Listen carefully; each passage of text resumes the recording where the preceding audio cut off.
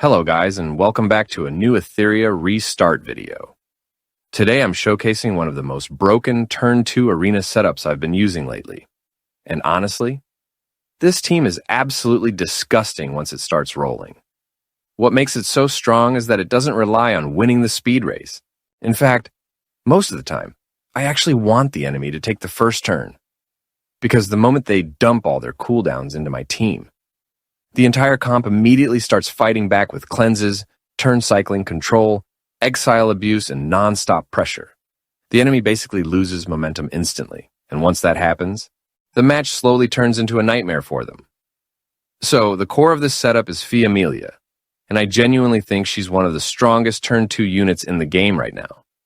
She's acting as my cleanser, sustain, turn meter pusher, and secondary DPS all at once. Her kit is just overloaded with value.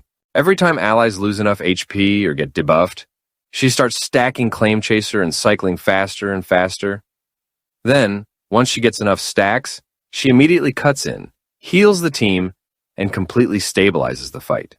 And her S3 is honestly ridiculous. She cleanses the entire team, deals damage that scales from her max HP, heals allies based on the damage dealt, and also pushes enemy turn meter back at the same time.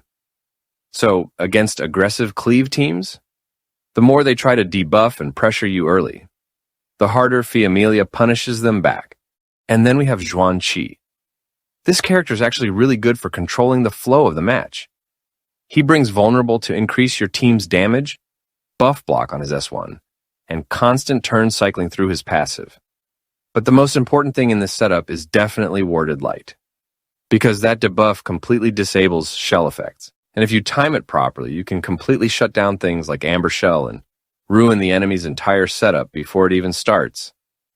Honestly, watching an enemy rely on their shell proc just for absolutely nothing to happen is one of the funniest things ever. And since Xuan Qi keeps rotating turns so quickly, he constantly keeps the pressure going while enabling the rest of the team. Next is Luvia. And this character is here purely to make Arena miserable for the enemy team. I'm basically abusing Exile to remove one target from the battle immediately at the start of the match. So while the enemy's trying to recover from Etheria and Xuan Qi controlling everything, they're also fighting a temporary 4v3. And the really toxic part? I'm running Codex of Magic Shell on her. So the moment Exile expires, she can instantly cycle back into another one and completely remove that unit all over again. Certain teams just completely fall apart once their core unit disappears. And finally, we have Rahu, probably the strongest bruiser DPS in the game right now in my opinion, especially when paired with Doomcrow Shell.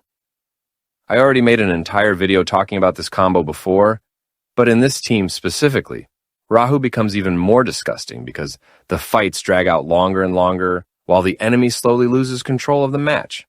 Between all the turn cycling, sustain, and disruption happening around him, Rahu gets infinite opportunities to pressure the enemy team until somebody eventually explodes. And once he starts snowballing, the match is basically over.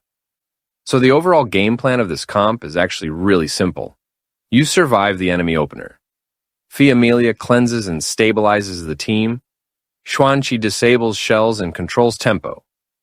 Luvia removes a key enemy from the game, and Rahu slowly turns into an unstoppable raid boss, while the enemy team loses all momentum. Honestly, this has been one of the most effective Turn 2 arena comps I've used so far for climbing. And the craziest part is that most people still underestimate how oppressive Etheria and Xuan Qi together actually are. I hope you find this video helpful. Thank you for watching, and I'll see you in the next one.